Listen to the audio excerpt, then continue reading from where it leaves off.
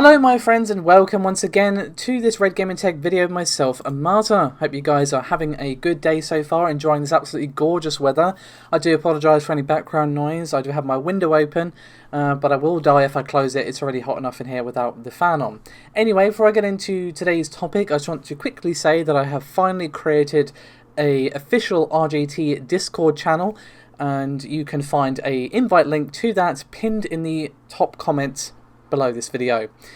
Anyway, let's get cracking, shall we, with some PS5 news up first. So this time around, the comments came from Imran Khan on the Kinda Funny Gamescast, and he's discussed a few things, and of course you can find the full video linked below.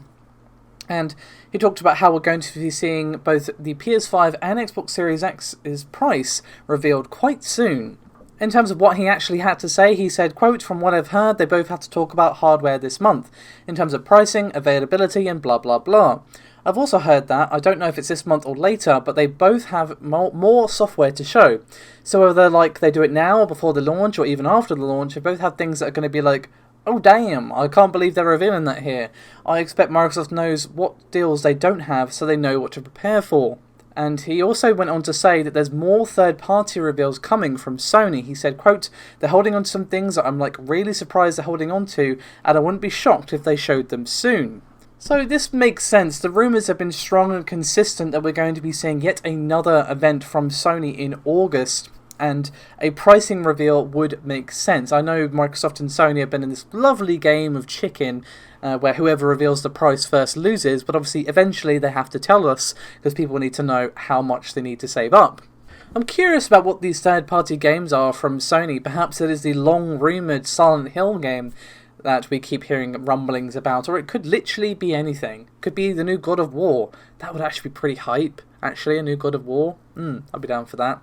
Anyway, we could speculate until the cows come home about what games they're going to reveal, but we do have other things to discuss, and we're going to move on to some meaty Xbox news next, a few Xbox topics to get into, and our first one is regarding Battletoads. So this is just a very quick one, but they have revealed that we will be seeing the game come to Xbox One and Xbox Game Pass on August the 20th, as well as, of course, Steam and Windows 10 Store. And there is a brand new trailer, which of course you are enjoying in this video, but if you want to watch the full one without me talking all over it, you will find that linked below as well. However, Rare did say that they are going to share more gameplay deep dives and some new collectible merch and exclusive giveaways in the lead up to the release, and he said, quote, "It's been quite a while, 26 years in fact, but at long last the Battletoads are ready to morph, leap and smash their way back into the limelight for an all-new adventure helmed by Jala Studios and supported by series creator Rare, a partnership first teased during E3 2018's Xbox Showcase." And I have to say, just looking at the screenshots and the trailer, it actually looks pretty cool, and I'm looking forward to getting stuck into this. I never actually played Battletoads back in the day, but I'll probably pick this one up if it's pretty cheap and cheerful. But we're going to move on now to something a bit more meatier, as we have some very interesting comments from 343 regarding the concerns over Halo Infinite's graphics. Now obviously Aaron Greenberg, shortly after the Xbox Game Showcase, did address some of the concerns by stating that the game is an earlier version, etc, etc, but now we have some words from the developers themselves about the graphics in Halo Infinite. And they have shared their viewpoint with us on their Halo Waypoint blog post. You can find the full blog in the description below this video. And they said, quote, "First, we want to acknowledge that yes, we've heard the feedback coming from parts of the community regarding the visuals in the Halo Infinite campaign demo. While we see and hear far more positive than negative, we do want to share a bit more context. From our perspective, there are two key areas being debated around the community: overall art style and visual fidelity. Based on our learnings from Halo 4, 5 and Halo Wars 2, along with strong community feedback, we decided to shift back towards the legacy aesthetics that defined the original trilogy. With Halo Infinite, we're returning to a more classic art style, which has a key message going back to the very first reveal that garnered enthusiastic and positive responses. This translates to a more vibrant palette, cleaner models and objects with less noise, though it doesn't mean less detailed. While we appreciate this may not be everyone's personal preference, we stand by this decision and are happy to see it resonating with so many fans around the world. The second theme being discussed involves visual fidelity. Negative feedback in this area includes comments around characters and objects being flat, simplistic, plastic-like, lighting feeling dull and flat, and object popping. We've read your comments and we've seen the homemade examples of retouched content, and yes, we've heard the Digital Foundry assessments. In many ways, we are in agreement here. We do have work to do to address some of these areas and raise the level of fidelity and overall presentation for the final game. The build used to run the campaign demo was work in progress from several weeks ago, with a variety of graphical elements and game systems still being finished and polished. While some of the feedback was expected and speaks to areas already in progress, other aspects of the feedback has brought new opportunities and consideration to light that the team is taking very seriously and working to assess. We don't have firm answers or outcomes to share yet, but the team is working as quickly as possible on plans to address some of the feedback around detail, clarity, and overall fidelity. But I am glad they addressed the issue of pop-in, because as much as the memes around that dude's face being in all the memes and everything else that's been doing the rounds, even Domino's got in on the memes around Halo Infinite's graphics, the pop-in was one of the things that really stood out for a lot of people. And I do feel like Microsoft did make a bit of a mistake showing this build, because if they had a more complete build, they obviously should have shown that. That wouldn't have gotten rid of the concerns about the graphic style, sure, but they at least wouldn't have been able to point out, yeah, but look at the pop-in, look at this thing.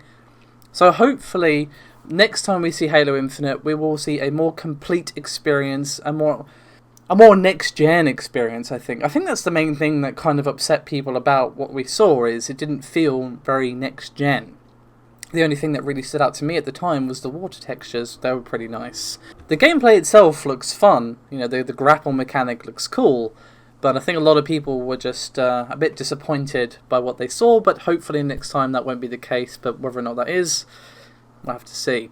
But that's not the only Halo news I have for you today. We have some very interesting rumours thanks to the Irish toy company known as Smith's Toys. And they have posted a very interesting advertisement that basically is just for the Xbox Series X and the games like Fable, Hellblade 2, Cyberpunk and so on. But the part that will interest you the most is the part about Halo Infinite at the top. It says, quote, "The legendary Halo series returns with the most expansive Master Chief campaign yet and a groundbreaking free-to-play multiplayer experience. Enjoy up to 120 FPS and greatly reduced load times, creating seamless gameplay." So, free-to-play multiplayer experience is the part that really caught my eye. Obviously 120 FPS is pretty nice to know as well, though of course we should always wait from official word from Microsoft. You know the drill, pinch of salt, TM. Now obviously we already knew that the Xbox Series X could handle up to 120 frames per second, but this might be the first confirmation of a Microsoft first-party title to take advantage of that tech. But again, the part that really caught my eye is free-to-play multiplayer. Now this kind of leads into our final Xbox topic, and I'm just going to go straight into that. And it's more comments from Jeff Grubb, who has been extremely reliable in terms of gaming leaks. I mean, as much as it makes me sad inside, he was completely and totally right about there not being Elden Ring at the Xbox Game Showcase, and he has been right about several other things as well. And someone was asking him a question on Twitter, and he said, quote, "Xbox Live Gold is going away, and playing online multiplayer will be free. They will not force you into Ultimate to play online." And don't forget, this comes on the heels of a couple of weeks ago Microsoft confirming that the yearly Xbox Live subscription has now been removed and is no longer available for purchase. So ever since then, there's been speculation running wild that we would be seeing Xbox Live Gold go the way of the dodo. Now, as usual, take it with the usual dash of cynicism, but again, Jeff has been pretty reliable in the past, and I think this would actually make sense, and would actually be a really strong move from Microsoft, and would put Sony in a very uncomfortable position where they kind of have to consider whether or not they want to do the same thing, or just keep PlayStation Plus being paid and let Microsoft have that advantage over them in terms of player value. We'll probably hear at the alleged August events for both Microsoft and Sony whether or not this is actually happening. But I think a lot of people would celebrate this move, to be honest. I mean, it's just so weird to me that when I'm playing Bloodborne, I have to have PlayStation Plus or to enjoy one of the best parts about a From Software game, like, you know, summoning other players and being summoned and all that sort of stuff. So, and it's the same for Xbox as well, to be fair. Having it locked away has always been a bit strange to me as a primarily PC gamer. where obviously I'm paying for my internet, but that's about it. I don't have to pay Steam or Valve any money to play a multiplayer game. So I think it would be an interesting move, a power move, you could say. I'm just hoping that we see more games from both of them before the consoles actually launch. I'm sure we will. We don't even really know what the full launch lineup is for either of them, so we'll at least see the launch lineup games and lots of gameplay, fingers and toes crossed. And I know I've said this before, but I do feel like this generation is going to be really interesting to watch and experience happen because, well, Microsoft have definitely been very outspoken about how they're acquiring more studios and basically learning from their mistakes with the Xbox One. You know, it's no secret that the PS4 has absolutely dominated this generation, and I feel like it would be more interesting for us as consumers if it was a more even footing between the two. As I've said 1,000,000,001 times, competition breeds innovation. But obviously, we'll have to wait and see what happens here. So, as our single solitary piece of PC gaming related news today, Nvidia, according to Bloomberg.com, and of course you can find the article linked below, is in advanced talks to acquire ARM, the chip designer that SoftBank bought 4 years ago. And this is according to people involved with the matter, once again according to Bloomberg's report. And apparently a deal is going to be met in the next few weeks. And according to these same sources, Nvidia is the only company in concrete discussions with SoftBank for the purchase of ARM.